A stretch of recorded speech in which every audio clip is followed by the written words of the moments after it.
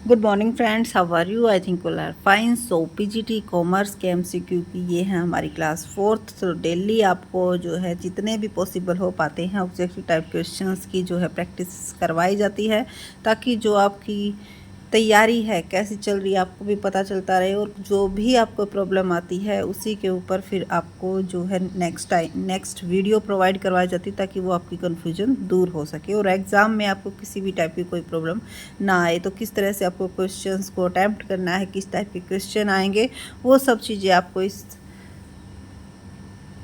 तरह के जब क्वेश्चन आप सोल्व करते हो, देखते हो, तो आपको उसका आइडिया लग जाता है कि कैसे आपको क्वेश्चन सोल्व करने हैं। और ये सभी क्वेश्चन जो है प्रीवियस ईयर क्वेश्चन पेपर्स पे बेस्ड है। तो चलते हैं नेक्स्ट क्लास के लिए। आपके 50 क्वेश्चन आपके अब तक 3rd क्लास में हमने कंप्लीट करवा दिए हैं। तो अगर आपने अभी तक हमारा टेलीग्राम ग्रुप ज्वाइन नहीं किया है तो पीजीटी कॉमर्स की प्रिपरेशन के लिए आप हमारा टेलीग्राम ग्रुप ज्वाइन कीजिएगा, और उसके साथ साथ आप हमें फेसबुक पेज पर भी फॉलो कर सकते हो। तो चलते हैं और चेक कर लेते हैं एक बार। 51 क्वेश्चन से स्टार्ट करते हैं। सो क्वेश्चन क्या पूछा गया है? Mr Ambani wants a full customise private jet which must have a big dining lodge in the unlike other aircraft. He offered the contract to Dell Dreamliner Private Limited for manufacturing which cost principal cell the company used to manufacture the said aircraft for Mr. Ambani. तो कौन से costing principal को use करेगा? तो देखो, ये एक special जब इस तरह का काम दिया जाता है आपको कि भाई आपको इस तरह की जो चीज़ है वो तैयार करनी है, तो वो हमारे किसके अंदर आता है? जॉब कॉस्टिंग के अंदर आता है। बीच के क्वेश्चन जो स्किप हो गए वो आपको नेक्स्ट वीडियो में प्रोवाइड करवा देंगे, क्योंकि जब ये पीडीएफ बनाई गई तो शायद उसमें से एक पेज आपका रह गया। तो 65 क्वेश्चन है। In dash in reference to international trade in the export by a country for company of a product at a price that is lower in the foreign market that the price charge in the domestic market. तो देखो, जब हम foreign country में अगर कोई अपना product cell करते हैं तो वहाँ पर हम लोअर प्राइस रख रहे हैं डोमेस्टिक मार्केट के कंपैरिजन में, तो इसको हम क्या बोलते हैं? इसको बोलते हैं हम डंपिंग। और ये क्वेश्चन कई बार पूछा जाता है, ठीक है। Debit all expenses and losses, credit all gains and income is rule that is applicable. Debit all the expenses and losses, credit all the income and gains. तो एक्सपेंसेस और लॉसेस ये किसका पार्ट होते हैं? हमारे नॉमिनल अकाउंट्स का part होते हैं। तो इसका आंसर आ जाएगा ऑप्शन नंबर सी. उसके बाद है the general agreement on trade tariff and trade was signed by 23 major countries included India come into force in the year. तो गेट हमारा कब आया था? तो जैसा कि आपको पता ही है 1947 और 48 में हमारा गेट आया था, ठीक है। Journal agreement on tariff and trade, जिसके ऊपर 23 मेजर कंट्रीज़ ने क्या किया था? सिग्नेचर किए थे, उनमें इंडिया भी इन्वॉल्व थी। उसके बाद है the management by objective concept was developed. तो मैनेजमेंट बाय ऑब्जेक्टिव जो कॉन्सेप्ट है वो किसने डेवलप किया था? तो इसका आंसर आ जाएगा पीटर एफ ड्रकर. देखो, इस टाइप के कुछ क्वेश्चन ऐसे होते हैं जो हर एक एग्ज़ाम में पूछे जाते हैं। उसके लिए एक अलग से वीडियो बनाएंगे कल, जो कि आपकी रिलेटेड होगी कि कौन सा कॉन्सेप्ट, कौन सी थ्योरी, उनमें से एक क्वेश्चन 100% आता है, वो आपको नेक्स्ट वीडियो में मिलेगा. The consumer protection act was enacted in the year. Consumer protection act है जो वो कब आया? 1986 में. उसके बाद है question number 70. So question number 70, generally a an dash is in a contract provide that the contract price would be suitably enhanced on the happening of a specified contingency. तो कौन से क्लॉज के अंदर होता है ये कि भाई अगर स्पेसिफाइड कॉन्टीजेंसी होती है तब आपको ये कॉन्ट्रैक्ट प्राइस अवेलेबल होगा. तो ये हमारा एस्केलेशन क्लॉज जो होता है उसके अंदर ये बात मेंशन होती है. उसके बाद है question number 71, which of the following is treated as per the principle of nominal account. तो इनमें से किसको नॉमिनल अकाउंट के ट्रीट किया जाएगा नॉमिनल अकाउंट के प्रिंसिपल के अकॉर्डिंग। तो नॉमिनल अकाउंट का जो प्रिंसिपल है अब थोड़ी देर पहले हमने किया ही था, debit all expenses and losses and credit all income and gains. तो देखो कमीशन रिसीव्ड इन एडवांस, ठीक है, ये एडवांस किससे जुड़ गया, तो ये हमारा पर्सनल अकाउंट का पार्ट हो गया। Drawing account, bills payable account, ये तीनों के तीनों अकाउंट, कोई भी अकाउंट हमारा नॉमिनल अकाउंट का पार्ट नहीं है।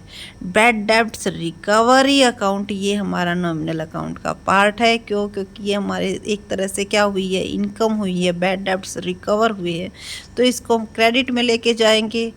ठीक है, प्रॉफिट एंड लॉस अकाउंट जब बनाएंगे तो इसको हम क्रेडिट में लेके जाएंगे, तो इसका आंसर क्या हो जाएगा, ऑप्शन नंबर ए हो जाएगा। उसके बाद चलते हैं क्वेश्चन नंबर 72 की तरफ। इतने क्वेश्चन अवेलेबल करवा देंगे कि जब आप एग्ज़ाम दोगे तो आपको ये लगेगा कि ये क्वेश्चन तो पूनम जून कॉमर्स क्लासेस के यूट्यूब चैनल पे करवाया हुआ है। तो प्रैक्टिस में कोई कमी नहीं रखेंगे भाई, वो आपके ऊपर डिपेंड करता है आप कितनी तैयारी कर रहे हो या नहीं कर रहे हो। ठीक है, क्योंकि स्ट्रिक्टनेस से अगर आप तैयारी करोगे तो आपके प्रॉब्लम अराइज होंगी, और प्रॉब्लम आप ज़रूर कमेंट सेक्शन में पूछा करो। तो चलते हैं क्वेश्चन नंबर 72 की तरफ। In line and staff structure of an organisation the authority lies with. तो लाइन एंड स्टाफ स्ट्रक्चर है, ये क्वेश्चंस पूछा भी जाता है और हमने करवाया भी हुआ है। लाइन स्ट्रक्चर क्या होता है, स्टाफ क्या होता है, लाइन एंड स्टाफ क्या होता है। तो ऑथोरिटी लाइज विद, तो ऑथोरिटी कहाँ पे लाइज करती हैं इसकी, तो जो आपकी ऑथोरिटी होगी वो लाइन पर्सनल, ठीक है, लाइन के अंडर ही आपकी जो अथॉरिटीज़ हैं वो क्या करेंगी, लाइज करेंगी। तो 72 का क्या हो जाएगा, option number B right answer हो जाएगा। उसके बाद 73 which of the following costing principle is based on comparison of actual and estimate cost. तो कौन सा कॉस्टिंग प्रिंसिपल एक्चुअल और एस्टिमेटेड कॉस्ट को कंपैरिजन करता है, तो इसका जो राइट आंसर है वो आपका क्या आएगा, स्टैंडर्ड कॉस्टिंग। क्योंकि स्टैंडर्ड कॉस्टिंग में क्या किया जाता है, हमारी जो एक्चुअल कॉस्ट आती है और जो हमारी एस्टिमेटेड कॉस्ट है उसी का कंपैरिजन किया जाता है। क्योंकि स्टैंडर्ड डिसाइड किए जाते हैं कि एक्चुअल में हमारे स्टैंडर्ड होने क्या चाहिए, उन्हें वेरिएंस क्या आया है। उसके बाद है question number 74। As per account consumer protection act वो among the following is not regarding as a consumer. तो किसको एज ए कंज्यूमर नहीं मानता कंज्यूमर प्रोटेक्शन एक्ट, तो इसका आंसर आ जाएगा 74 का आपका B, anyone who obtain goods for resale without making any payment. यानी कि जो रीसेल के पर्पज़ से परचेज करता है तो वो हमारा कंज्यूमर नहीं होता, वो क्या होता है, सेलर ही होता है। क्यों? क्योंकि कंज्यूमर कौन होगा, जो कि उस सर्विस को क्या करेगा, यूज़ करेगा, कंज्यूम करेगा। ठीक है, तो इसका राइट आंसर क्या हो जाएगा, ऑप्शन नंबर बी हो जाएगा। ये एज ए कंज्यूमर इसको हम ट्रीट नहीं करेंगे। उसके बाद है the aggregate of total indirect cost was termed as. तो देखो एक दो क्वेश्चन इकोनॉमिक्स का भी पूछ लिया जाता है, बिल्कुल सिंपल क्वेश्चन पूछे जाते हैं सिर्फ आपकी नॉलेज चेक करने के लिए कि थोड़ी बहुत आपको इकोनॉमिक्स की भी नॉलेज होनी चाहिए। तो इसकी जो कॉस्ट होती है वो हमारे are termed as overhead cost. ये आपका कॉस्ट अकाउंटिंग का पार्ट है। The integrated of total indirect cost, जो टोटल इनडायरेक्ट कॉस्ट का जो टोटल करते हैं उसको हम क्या बोलते हैं, क्योंकि अलग अलग ओवरहेड की होती हैं ये, तो ओवरहेड कॉस्ट उसका नाम होता है। उसके बाद है 76 payment to a contractor is made on the basis of.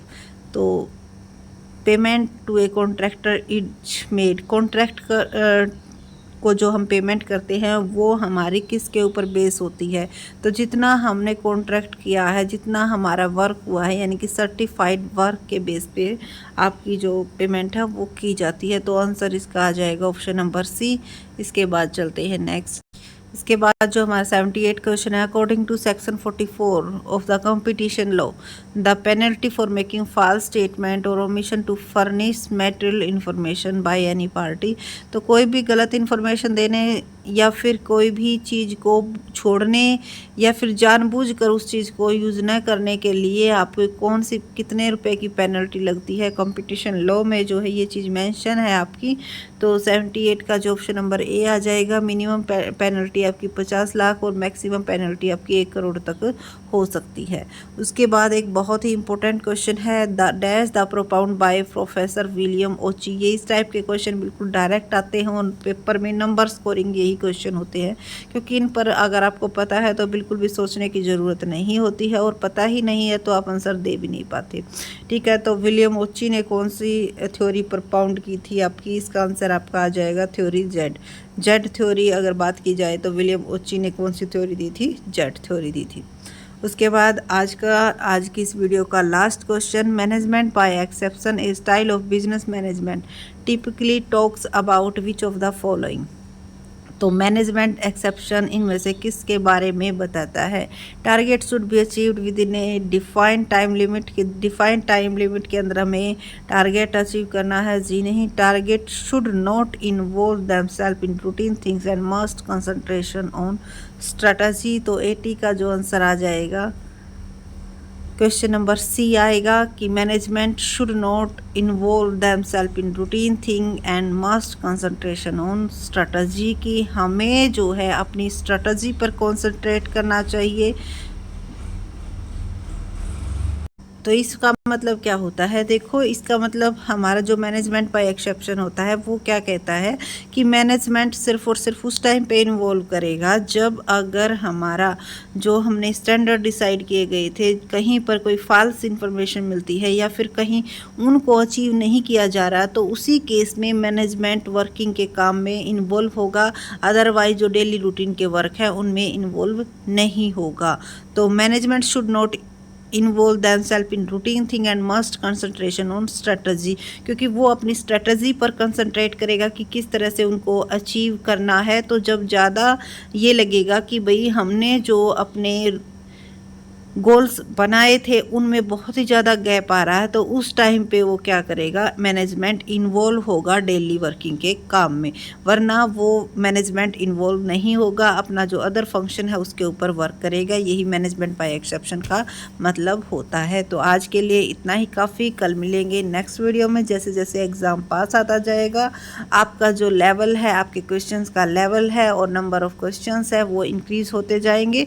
तो आपको वीडियो कैसी लगी ये ज़रूर बताइएगा, और उसके साथ साथ अगर आपकी कोई भी क्वेरी है तो वो भी आप कमेंट सेक्शन में ज़रूर बताइएगा। Thank you so much. अपना सपोर्ट, अपना प्यार इसी तरह बनाए रखिएगा। Thank you.